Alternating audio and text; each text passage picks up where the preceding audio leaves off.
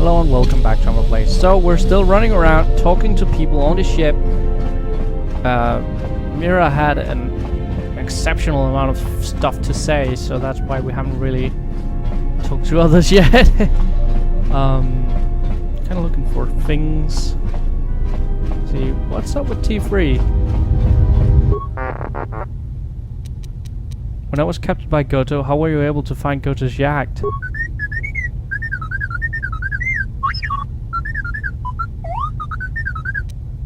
You snuck into Voka's droid warehouse to steal the codes?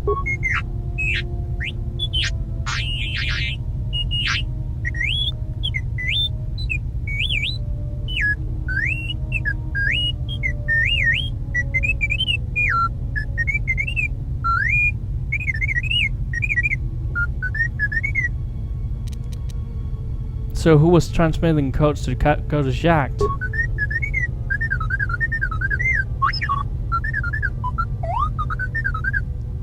The droids? Interesting.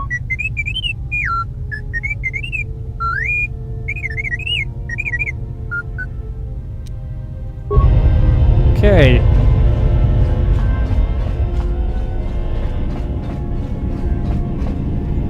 Query. Is there someone that you need killed, Master? No, just some questions. Statement. Nah.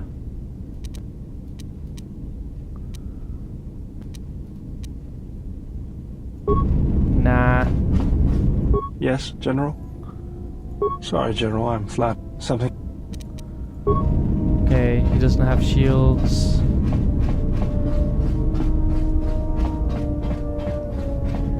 There is nothing. Okay. She's still mad at me.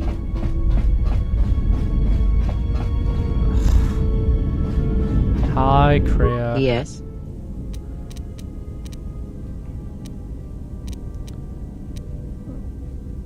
Yes, and I need some answers. Ask.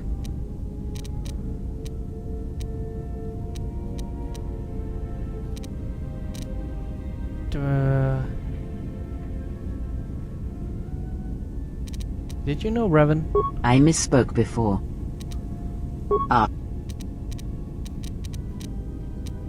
No mind.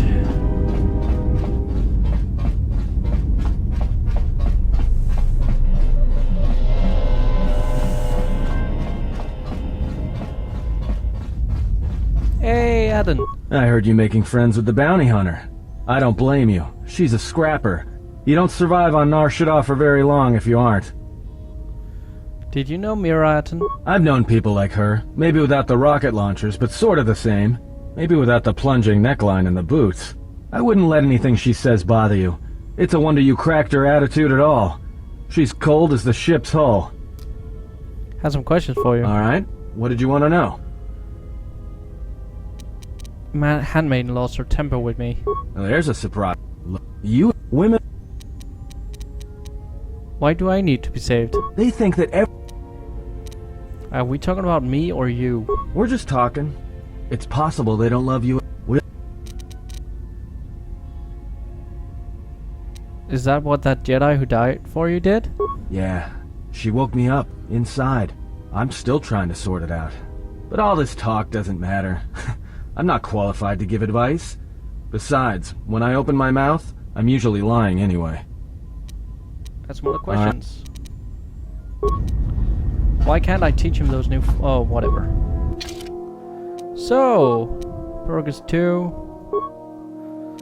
Tilos, Nashida, Ondorn, Corbin, down to Corbin. Let's go to Corbin.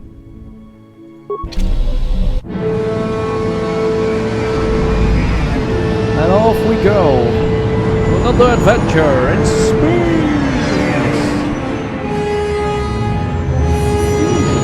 I kind of like that they removed space combat aspects. I wasn't really big on it, to be completely honest.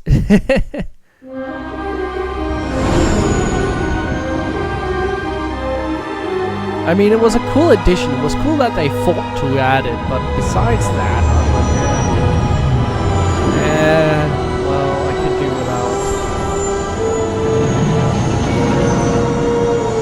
was this planet? I knew I recognized the name. The Sith homeworld. We've hit the ground. This is Korriban. Why would one of the Jedi you're looking for come here? An adequate job, pilot. Perhaps here there is some trace of those who pursue us. I sense that we may be truly alone on the surface. There are signs of life on the surface. Beasts by the dozen. So don't worry, you won't be quite as lonesome as she makes out. You might want to keep your, lightsaber sharp.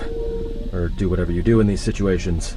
Although I think that the pilot's mechanical devices are probably accurate.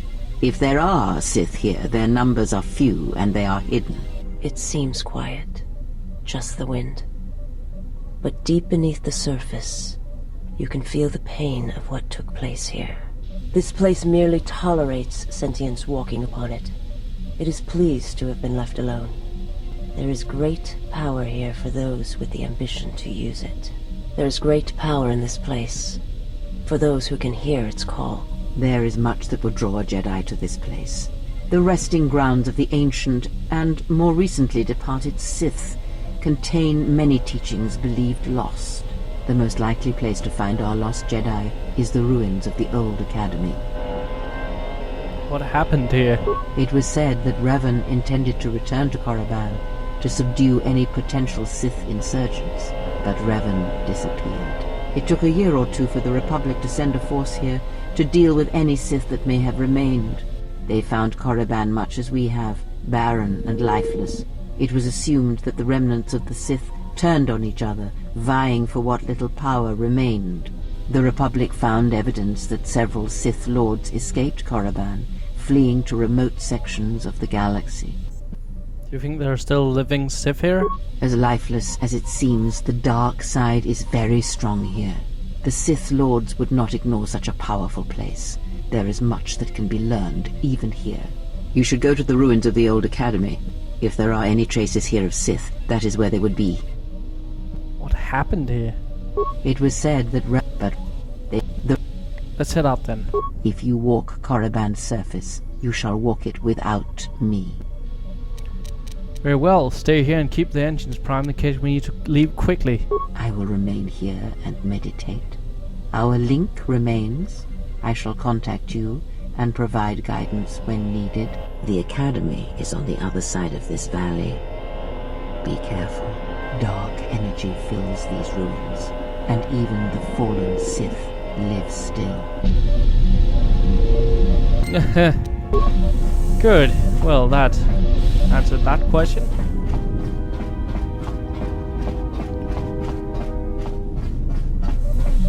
The question of whether or not I should bring Kreia. I kind of want to bring HK because, well, we still have that side mission. So let's bring HK and Visas. It's been a while since we brought Visas.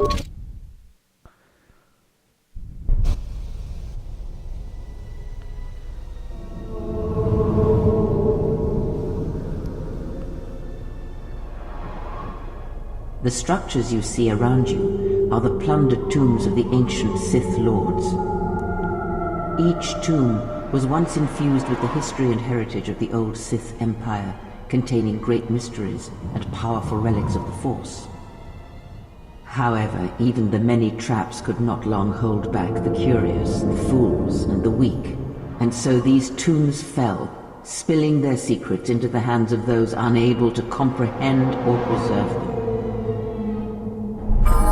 And Revan, of course. My life is yours. Okay.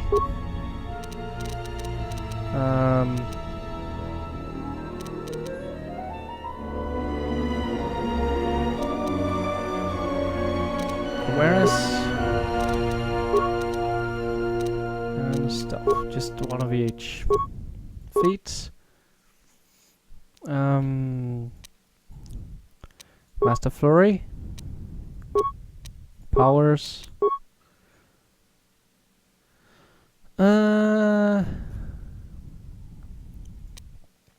Choke. Accept. Level up again. There we go.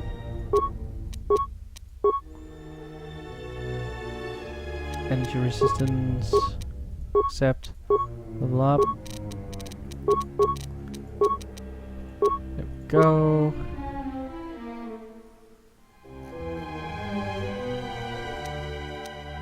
Melee weapons. Master speed. Level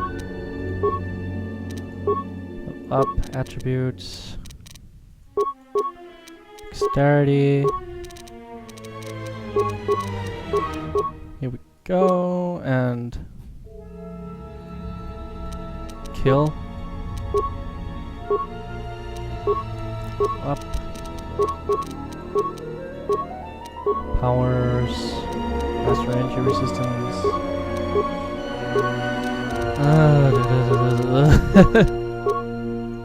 Feats. Let's see. Dual strike carries advanced training using teamwork to defeat enemies. When attacking an enemy, then another enemy is also attacking. Carries gets +2 bonus to hit. Or regenerate force points, which is actually what I'm gonna get because that seems incredibly useful. Heal. Yes. Level up. Skills. All of this. Feats.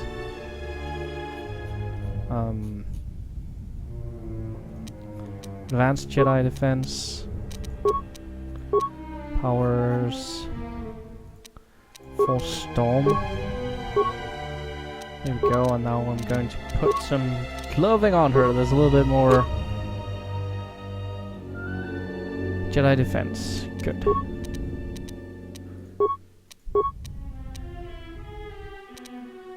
Good, and lightsaber.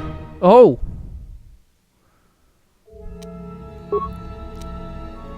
Good. Good. Let's go! Finally she has a lightsaber. The broken corpses before you are all that remain of the Sith on Korriban. I doubt there is much to be gained from looting these bodies. It would be best to leave them be.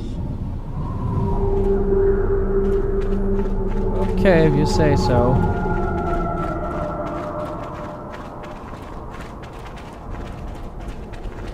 This entrance is collapsed. This way leads to the tomb of Ajanta Paul, a fierce Sith Lord.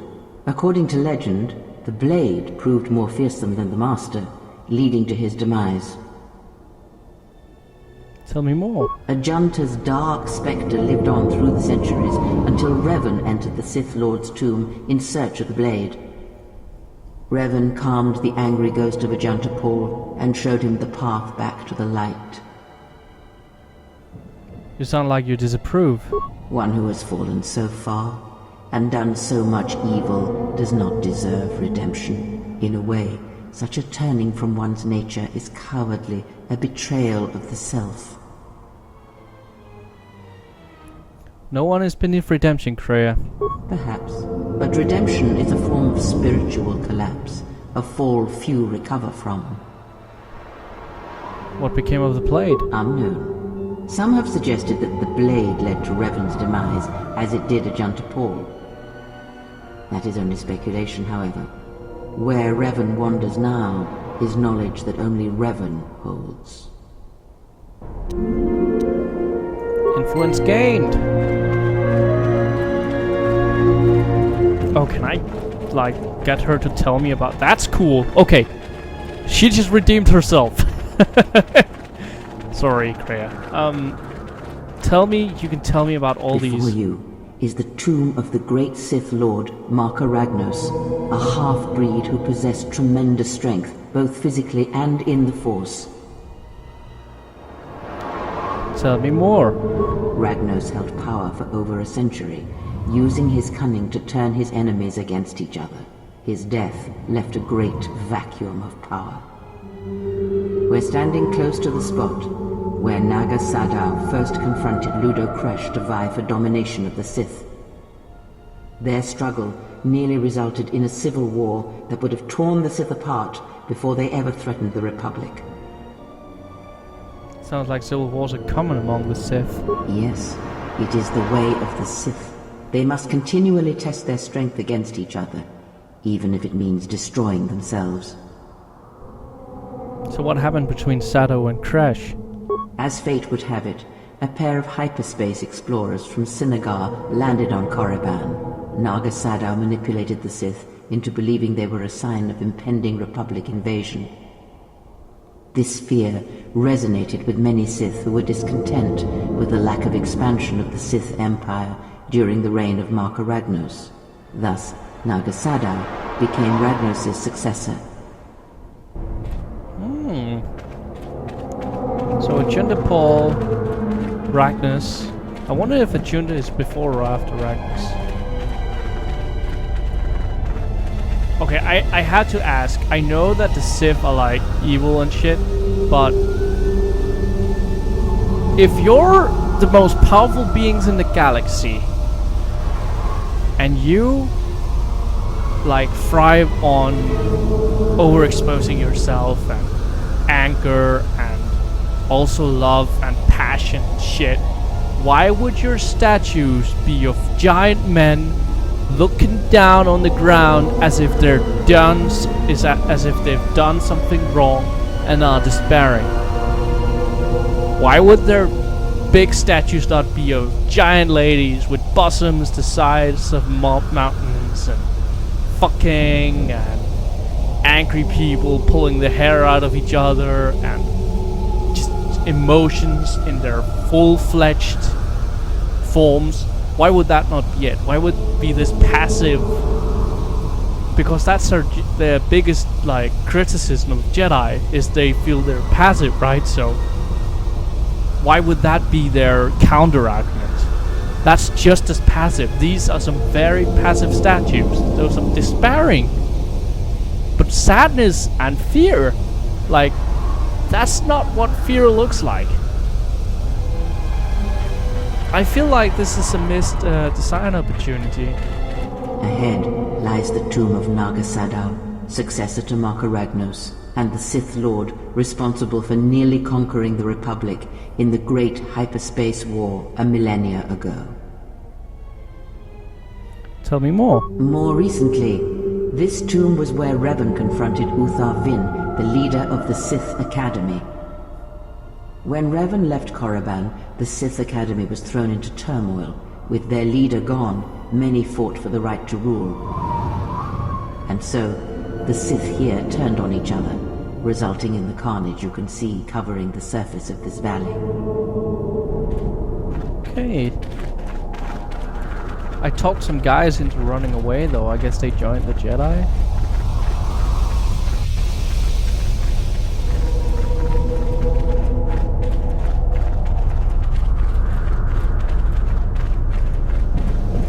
This was the tomb of Tulak Hord, known as the greatest lightsaber duelist of the Sith Lords. Tell me more. His skill was considered remarkable even in his time, when many true lightsaber masters lived. What made him so good? That is unknown, but supposedly he created a holocron to teach his technique to other Sith. The holocron would have been laid to rest in his tomb. Unfortunately, Tulak Hord's tomb was among the first penetrated by the grave robbers of the new Sith Order. If the holocron has survived, I doubt anyone living would know its location. Oh, that's a shame. Let's speed this up a bit.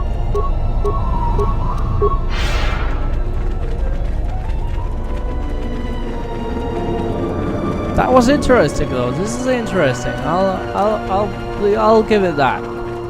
Here, you can just barely see the Sith archaeologists' efforts to uncover relics of the ancients. Tell me more. The new Sith Order sought to progress quickly by finding objects of power. I can only imagine what was lost forever due to the carelessness of these excavators. Now the excavation has been almost completely undone by 5 years of wind and sand. So does Korriban protect its secrets.